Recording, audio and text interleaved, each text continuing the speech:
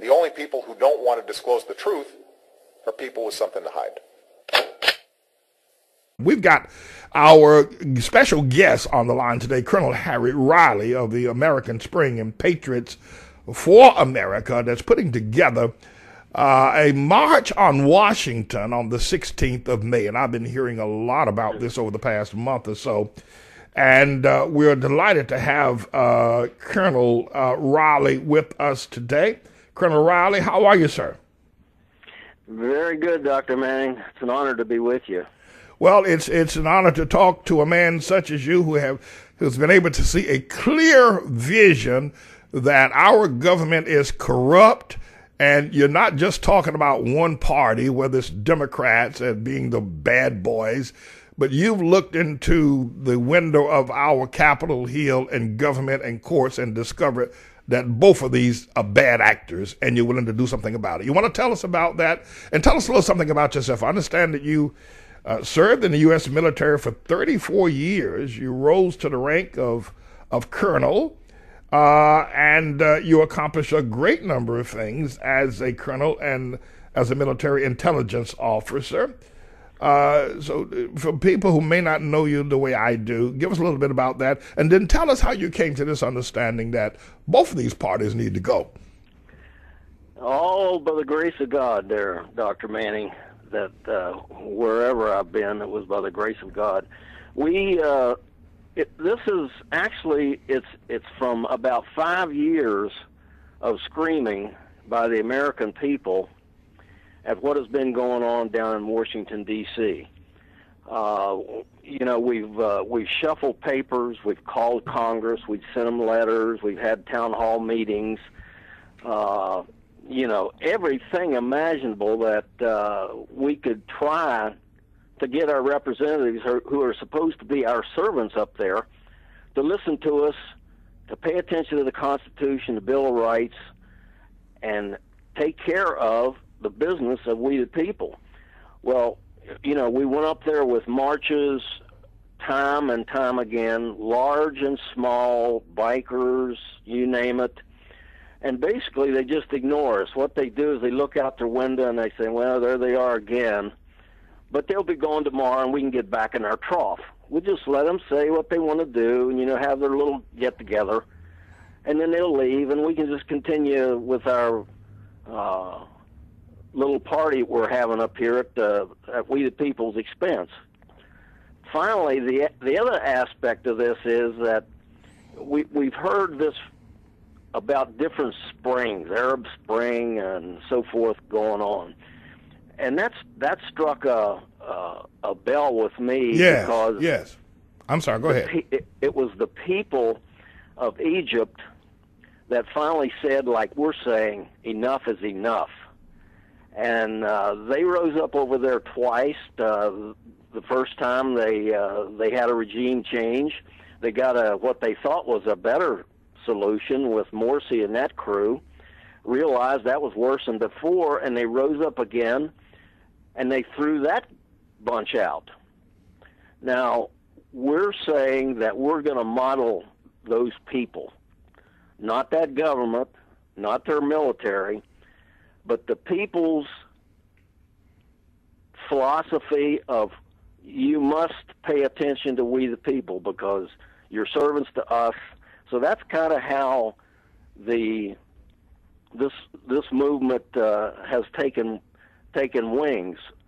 Everybody, it seems like in our nation, at least the patriots, those who believe in the Constitution, were so frustrated, they were screaming, they were basically in tears saying, how can we do something to cause this government to stop ignoring the Constitution, to just doing what they want to, just making laws, passing laws, modifying laws.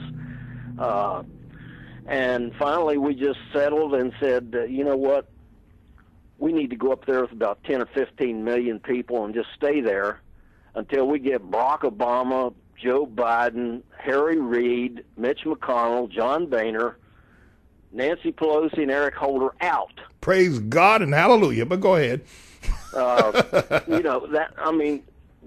We're we have no representation. Every time you turn around, Barack Obama writes another executive order. He's written them by the hundreds around Congress. We no longer have three branches of government of equal stature. The Congress has basically surrendered to the executive, and we see no other option than to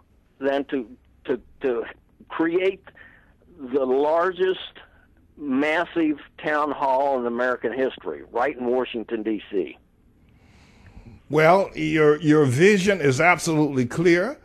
Your tactics and strategies are unprecedented, except for the Arab Spring that worked very powerfully in Egypt on two occasions, as you outlined. And you're right, Colonel. If we don't do something, it's only going to get worse. They laugh at us. We don't have a government that represents us anymore. We don't have courts that we can appeal to. We don't have congresspersons that can address our grievances constitutionally. Not that we're begging for anything. They just don't pay us any attention anymore, and they're getting worse. You're absolutely, yes, sir. I agree with you 100%. You know, we're not suggesting that our government structure is bad. We believe the founding fathers were brilliant. The problem is the criminals who are in elected positions today. That is the problem, and if we don't get them out, then we're going down the hill even worse. Now, and you know, as it's turning out, Barack Obama, he's got that silver tongue, and back in 2008 and 2000, when he was elected, he convinced all people who basically had their hand out or whatever that were looking for this emotion that he presented. And basically, he frauded the people. He frauded the American government. We don't know anything about this man. We have no idea about anything about him. And we know he's a liar. We know that much. And I'm not contradicting you. That, God forbid. But you're right. We don't know who he is. He has lied so profusely. He is hidden, and the government has allowed, the Congress have allowed him to hide. The media has allowed him to hide. So we really don't know. He's not one of us, Colonel, but I do know he's a liar. I'm sorry for having to interrupt you, but I know he's a liar. That much I know. Oh, well, you're absolutely right. Not just once or twice, but how many times. It's also starting to filter out to all those people that thought he was the Messiah back there in 2008 and so forth.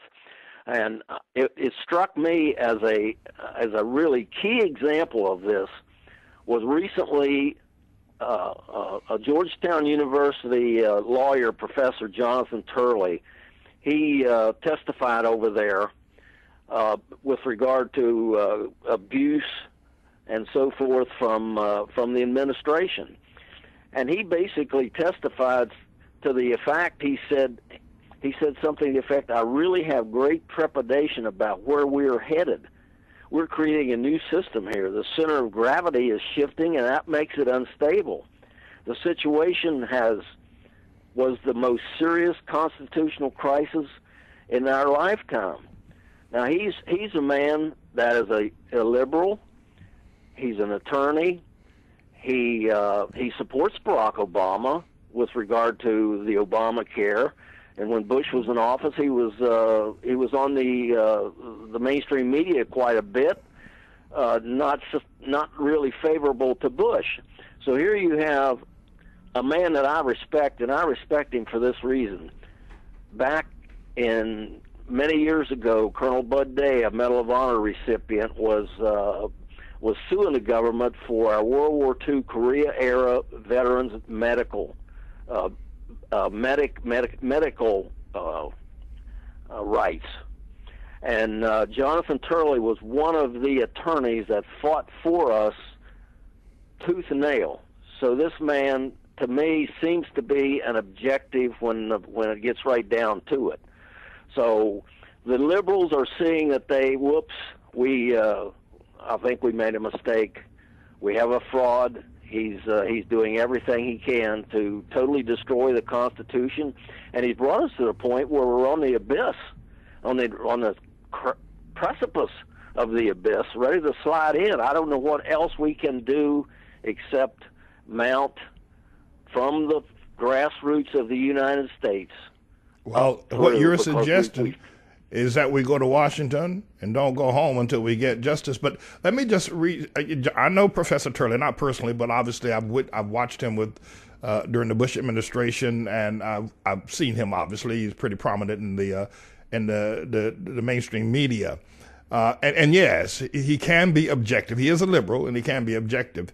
But you said something just a few moments ago, Colonel, regarding Obama being hailed in 2008 as Messiah. And I just want to interject here how that very suggestion to a large number of people has in fact eroded and has, as a prophecy, has become partially true. And let me tell you what I mean by that. Even though many of us understood that was hyperbole, it was blasphemous hyperbole to refer to him as a Messiah, but it was a title given to him that slowly went into the consciousness and the subconsciousness of a large number of Americans, and as a result of that, he is worshiped, whereby he has perverted our biblical beliefs. He has perverted the ability of the church to stand on what the Word of God says. He has perverted our relations as a people, and he has weakened the Congress and the courts that they do not refer to the Constitution as the guideline. Our founding fathers set up a great principle and practice for us to follow. But that Messiah title given to him has subconsciously eroded constitutional strength, and people are just given over to the civil tongue oration of Obama and his ideas. Absolutely. What we're saying is we need to reverse this disaster, this threat to the very fabric of our nation, and in our concept, we at least refer to the principles of some people, not necessarily the people that we put in there by name, but the principles of individuals like Alan West or Dr. Ben Carson, or even Cruz, or some of these other people that voice strongly how we must return to the Constitution. We must return to biblical principles, as our founding fathers so stated in our founding documents. And I'm happy to say that one of the pillars of our little effort here is that we have developed a prayer warrior team that is bolstering what we're doing here, and no one is. We can't go from the top down. We can't even go expect states to handle things, because Barack Obama has so distorted everything and is such a heavy-handed dictator that anything the states try to do, for instance, Arizona trying to protect their own people from illegals by passing a law like they would do it. Right. What does the government do? They say you can't do that. You can't even protect your own people. So there's no way from above. The states seem to be unwilling to challenge him. So we see no other option but we the people by the millions to get up there, stay up there, and what we want is we believe is an honorable, noble effort to simply begin the restoration of our Constitution.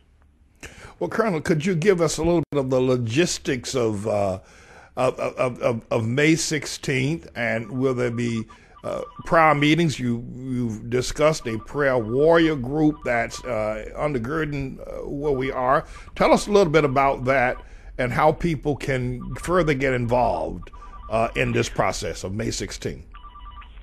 Our major contact point and where we're managing this from is a website called patriotsforamerica.ning, like NING.com. That's Okay. patriotsforamerica.ning, NING.com. There's opportunities for volunteers. We have information on there, exactly what it is we're doing. We, at this stage, are in the process of getting the word out and mobilizing our patriots. Obviously, we don't have all of the logistics and security and various other things put together yet. Okay. Have you had any assistance from what I refer to as the dung-head media? Other people call them the mainstream media. Have they given you any press on this matter? I have not seen anything from the mainstream media. We do have some important contributions from like the Post and Email, from Canadian Free Press. Yes, right. The World Net Daily put out a nice long piece, and basically they kind of combined this effort along with what General Paul Valley, he's also calling for millions up in D.C. So we're going viral on the social networks. There's no doubt about that. So, and basically that's where we the people are. Yes, and that's where I first picked up on it, on the social networks as well. And of course, I was then prompted by Sharon Rondeau, a great patriot, tremendous writer of Post and Email, and the interview that she did with you, an exclusive interview that she posted up as well, and she contacted me. And I certainly wanted to get involved in this process. But so now we're set for the 16th of May, and it is fashioned after the Arab Spring. Now it's called the American Spring. We're going to get rid of get these people out of the government, and you've got targeted people. You got Mitch McConnell, John Boehner on the Republican side. You got Nancy Pelosi, Harry Reid, and then you got Joe Biden and Barack Obama. And we need these people out of Washington, and we're not going to move until they're moved. We're not going to be laughed at anymore. Yes, sir. That's right. I mean, the American people are so frustrated. They're so angry that people that we elect to be servants to the people are just completely self-focused. They're serving their own agenda. They're fattening their own wallets. They're simply eating at the trough up there that hardworking Americans are providing in taxes, and it's just unbelievable. I mean, how are you going to? We only have a few moments left, Colonel, and I'll have to get you back right away. Look for a call from me to reschedule you because we need to continue. But I've got another interview already scheduled for today that's been previously scheduled. But a couple of things. One is that once May 16th, we're just about 4 months or so away from May 16th. Once that day draws nigh, the media is going to attack you. Because people are fed up. They just had it. They've had enough, and they're ready to do whatever it is they need to do. And by May, things in America are going to be a whole lot worse. Going to stink a whole lot worse. How are you going to deal with the media? And this is just a hypothetical question I want to ask for people to hear, because the media is going to attack you and tell you that these people are duly elected by the Constitution to serve as congressperson, vice, and president. And to call for them to be ousted without due process, you're not calling for an impeachment. You're just telling them you want them out. The media is going to attack that, and they're going to attack you. You will get media press, but it's going to be bad. We expect that. All we can say is that when elected officials fail to honor their oath, They fall outside the laws of nature. They become lawless. And that's exactly what is happening in D.C. today. They are lawless. If they are lawless, then that means that we have no law to constrain us. We have to go and reestablish what it is that these people have destroyed for us. The media, oh yeah, they will attack us. Even I have some people coming to me and say, well, wait a minute, this is not going to work. I say, okay, what is your plan? Do you think we're in a bad situation? They say, oh yeah, we're in a terrible situation. Well, what's your plan? We have an initiative here. If you got something better, bring it on. But so far, I have not seen it, and we're stacking them up by the millions. Pastor, you can believe it. Well, I certainly want to be a part of that voice by having you on the Manning Report as often as we possibly can. I'd like to get you on at least once or twice a month, and as we head towards April and May, maybe a few times a week. And I know you're going to be very busy, and I'll understand that. But I think we just need to talk about this across America. And I think people's hearts, we have a young man that attends our church who first made me aware of this going back a month ago, named Leonard Volodowski, you know Leonard Volodowski? I am, not personally, but yes, I am acquainted with that name for sure. Well, he attends our church, and he brought this to my attention, and I will be talking about him, and we're going to be organizing here in New York because he's a great organizer. But listen, our time is just about gone. Any further information you want to hand out to people before we hit the top of the hour, Colonel? No, just bring themselves to our website, and there's many others on our staff here who are as qualified and more so probably than me to speak with you if I get into a crunch. All right. Okay. Well, I can call on them, and that'll be just as good to be able to. We're going to keep this dialogue going and keep America informed. We've had it. These people need to go, and if we miss this, we may never get an opportunity to reclaim America again. Thank you so very much, Colonel, for being with us. Thank you for your courage. The Lord be with you, strengthen you as you go, and we'll just continue to talk as time develops, as we march towards the 16th of May. Thank you, Dr. Manning. God bless you for your faithfulness, and not only to God, but to our nation. God bless you, sir. All right, everybody, you've heard the Colonel Riley, and we're going to pick up the ball from here and continue as we move towards the 16th of May. We're at the top of the hour. I'll be right back. The only people who don't want to disclose the truth are people with something to hide.